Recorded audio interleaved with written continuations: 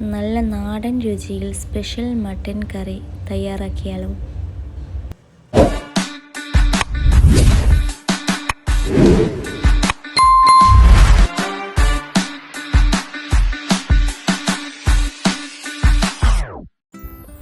അതിനുവേണ്ടി നല്ല ഫ്രഷായ മട്ടൻ ഒരു 1.5 കിലോ എടുക്കാം നമുക്ക്. അതിലേക്ക് കുറച്ച് കുരുമുളക് പൊടി ഒരു 2 ടീസ്പൂണോളം ഇട്ടിട്ടുണ്ട്. അതുപോലെ മല്ലിപ്പൊടി അതൊരു 1.5 ടേബിൾ സ്പൂൺ ഇട്ടിട്ടുണ്ടായിരുന്നു. അതുപോലെ 1/2 ടേബിൾ സ്പൂൺ മുളക് പൊടിയും ഒരു പിഞ്ച് മഞ്ഞളും കുറച്ച് ഗരം മസാലയും കുറച്ച് ഉപ്പും ഒരു സ്ക്വീസ് ഓഫ് ലെമണും ചേർത്ത് നന്നായിട്ട് മിക്സ് ചെയ്യാം നമുക്ക്. മസാലപ്പൊടി നല്ലോണം എല്ലായിടത്തും എത്തുന്ന വിധത്തിൽ തന്നെ മിക്സ് ചെയ്യാൻ വേണ്ടി ശ്രദ്ധിക്കാം. അതിനുശേഷം കുറച്ച് വെള്ളം മുങ്ങുന്ന വിധത്തിൽ ചൂടുവെള്ളം നമുക്ക് ഒഴിക്കാം.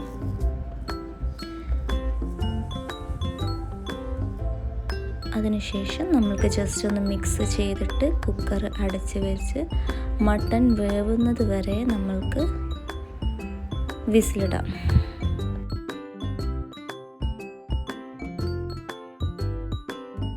ഇനി കറിയുടെ പ്രിപ്പറേഷന് വേണ്ടി നമുക്ക് കുറച്ച് ഉള്ളി അരിയാനുണ്ട്. ഉള്ളിയും ചെറിയ ഉള്ളിയും അരിഞ്ഞ് വെച്ചിട്ടുണ്ട്. ഇഞ്ചി, വെളുത്തുള്ളി, പച്ചമുളക് അതൊക്കെ അരിഞ്ഞ് വെച്ചിട്ടുണ്ട് സാധാ മസാല ആക്കുന്നതിൽ. അപ്പോഴേക്കും നമ്മളുടെ മട്ടൺ ഇവിടെ വെന്തിട്ടുണ്ട്.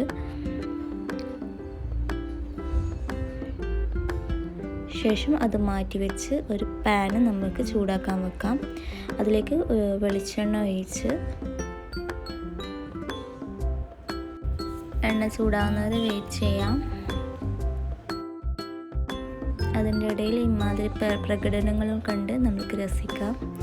ശേഷം നമുക്ക് കുറച്ച് ഉള്ളിയും ചെറിയ ഉള്ളിയും കൂടി മിക്സ് ചെയ്തിട്ട് ഇടാം. നന്നായിട്ട് മിക്സ് ചെയ്യാം. അതിൻ്റെ ഇടയ്ക്ക് കുറച്ച് ഉപ്പും കൂടി ഇടാം.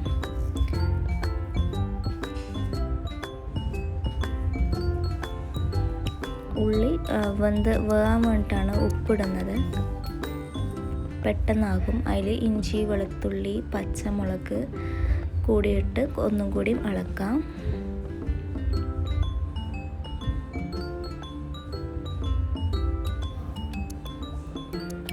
ശേഷം കുറച്ചുകൂടി മല്ലിപ്പൊടി ഇടുന്നുണ്ട്.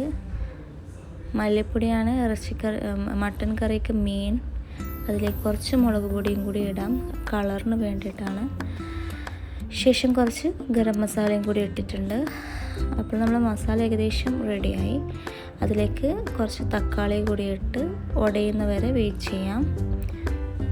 ഇടയിൽ കുറച്ച് കറിവേപ്പിലയും കൂടി ഇടാം. ശേഷം കുറച്ച് ചൂടുവെള്ളം കൂടി ഒഴിച്ചിട്ട് അത് വേകുന്ന വിധത്തിൽ വെയിറ്റ് ചെയ്യാം. മസാല ശരിക്കും പിടിച്ചതിന് ശേഷം അതിലേക്ക് നമ്മളുടെ വേവിച്ച മട്ടൻ കൂടി ഇടാം. ശേഷം നന്നായി ഇളക്കാം.